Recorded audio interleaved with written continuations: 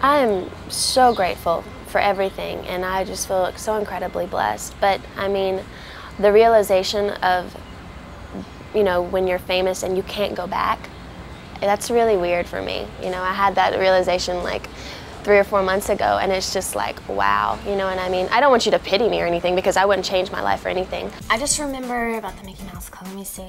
Well, we had it made. I mean, we'd get up at like 9 o'clock, and then we'd work till like 6. And you were in Florida, and you had like your little apartment. Everyone lived in the same apartment complex. And there was just like a bunch of kids on the show. There's like 20 kids on the show. So we were just on the set, and we'd have so much fun and goof off, and they catered to us so much. And I was the youngest, so everyone was like, oh, you know, pampered me and everything. So it was so much fun. It was a lot of fun. And you got to sing, dance, and act on the show. So do you remember, was there any point at which you, was it a gradual thing that you decided this is what I want to do for a career? it was probably when I was on the Mickey Mouse Club that I realized that I had such a major love for music, because we had concerts and we got to be in the recording studio, and I was just in love with music, and that's when I realized I want to, you know, go for this. But when the show was canceled, sad, I went home and I was just like a normal kid, you know, I went to the prom and the whole homecoming deal. And then I was like, you know, I want to perform again and I want to get out there. And I had an entertainment lawyer, Larry Rudolph, in New York, and I came up there and pop music was coming back and it just really made sense. So I went to Jive Records and they signed me. Now tell me, where were you when your album went #1 and what did you think about it? Where was I when my album? Actually, I was in West Palm Beach.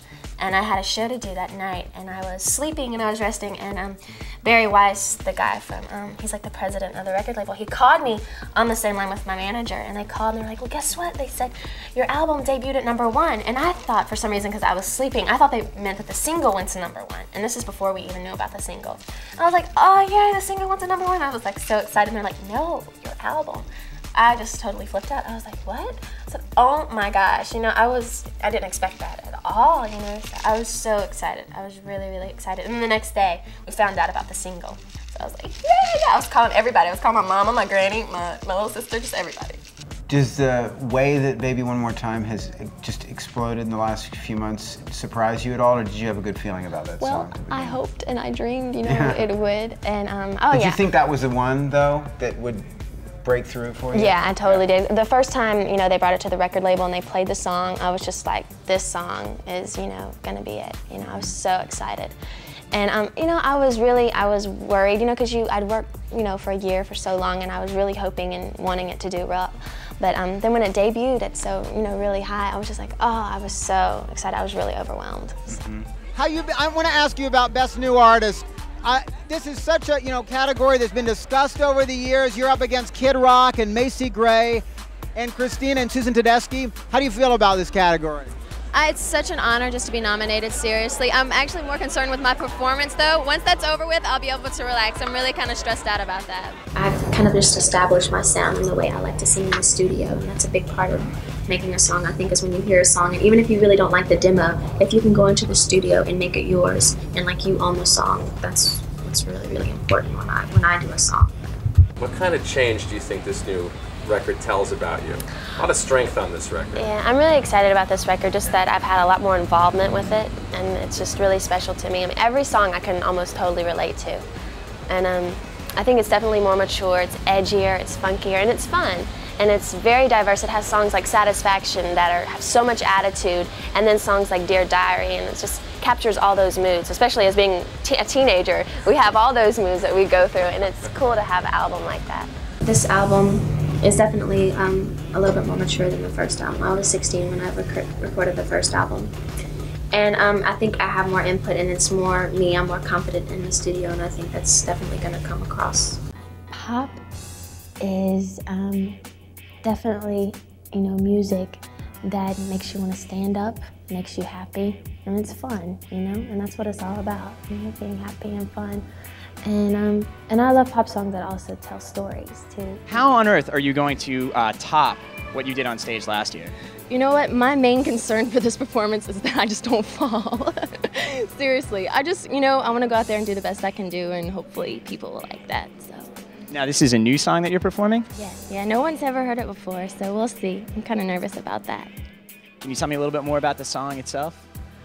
Really, it's talking about me just wanting to go to a club and do my own thing, and just the chorus of the song is "I'm a slave for you," and it's talking about just being a slave for music and a slave for love, and so.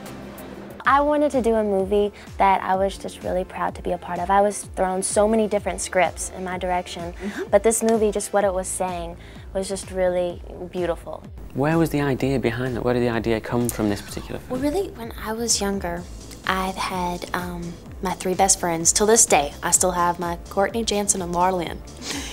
And I just, I don't know, the whole concept came up of me, you know, me being with my girlfriends and us growing up with each other. And I wanted to do a teen movie, but I wanted to do something that teenagers could watch and be touched by, you know. And all of them have their own little issues, but at the same time, they have each other. And at the end of the day, that's what matters. Actually, I saw it for the first time yesterday. Ooh. So I was really, really excited. It was just bizarre seeing yourself on the big screen. You know what I mean? I was like watching it and I was like, oh my gosh, you know. But it's very sweet. It's very sweet and it's very heartfelt. And I cried in it. Like it was so weird. When I first was watching it, I was, you know, I'm not Britney Spears. I'm this dorky girl named Lucy, you know. And I'm watching it and I don't have that much makeup on. I'm not really glamorous. So it was just bizarre me playing someone else, you know. But then I got so lost into the character that I was just like so involved in the movie. It was really cool, you know. But I was crying and laughing, and it was very cool. So what's it feel like now, just as things are building up towards the release to the album? Are you excited? Are you nervous? Are you? I'm everything. I don't know what I am. I'm excited. I'm nervous. When you're in the studio, all you can do is not think about that stuff. Is just to really go inside yourself and just. And trust me, I've had time to do that, and just to really go there and just do what feels right for me. And if anything, it's not about, for me, selling 50 million records or anything like that. It's just really about, you know, doing what feels right and expressing myself the way I want to express myself. And as long as you do that, you know, and you're happy with it, that's all that matters. There are no extremes on the album. I really feel like it's tight. It's like, right, it keeps you, and I can't believe how cheesy this is, in the zone. Like in that zone, it keeps you in that space wherever you need to be. Exactly. It's like that's where it is. Cool. Is that why you called it In the Zone? I mean, what is that zone for you? Well, I think the reason, the whole meaning behind that is just really, I think even when you're dancing or you're on stage or you're at a club and you're letting yourself go, I think mentally you go through this mental state where like nothing really exists. You're just in your own world and you kind of just, you're on this meditative state where nothing can touch you. And I think that's, you know, a cool state to be in. That's when most of the creative process comes to you. And I think that's where the song comes from. I think some people choose to put on their record stuff that's very, very personal to them. And I think that's just making it, my personal opinion, just it's exposing yourself a little bit too much. And I don't feel comfortable doing that. And so my personal life, I've learned my lesson. It's just to kind of keep it to yourself, you know, because they kind of just, I just don't think it's cool to do that to other people's expense. I don't think that's very cool. Okay. If you understand what I'm trying to say. I'm trying to read it. Is it possible to actually have a private life, though, when you're a star of your stature? You know what? There is, just to, you know, think of it as your art and do it. And when you continuously do it about the music and when you always have the right intentions, I think it's cool. But once you start bringing other things into it, then that's not what it's about for me personally. And that's the way I like to keep it. Some people, they like to bring other things into it. That's fine. But, you know, they've got to go to bed with that at night. My greatest experience, wow. Probably being with Madonna. The Kiss with Madonna was amazing. It was just being on stage with someone of that caliber. It's just, you know, iconic and just wonderful to be able to do. I hope people like listen to my music and it just makes them feel good and it makes them feel something. You know what I mean? Like when they hear it, like they turn the radio on and they just, it puts them in a good mood. It brightens their day. You know what I mean? Or like when they see me perform or whatever, it makes them want to, you know, there's a feeling as a performer when you go on stage, you're just like, you just come into this being and you just like, you feel so much and you're just going full out and it's just like expressing yourself, you know? Like when I was younger and I'd watch Madonna and Michael, it's like they didn't care about anybody being around. It was like, you know, they just went there, they went through this zone where they're just like, you know, performing and putting their heart out there, you know?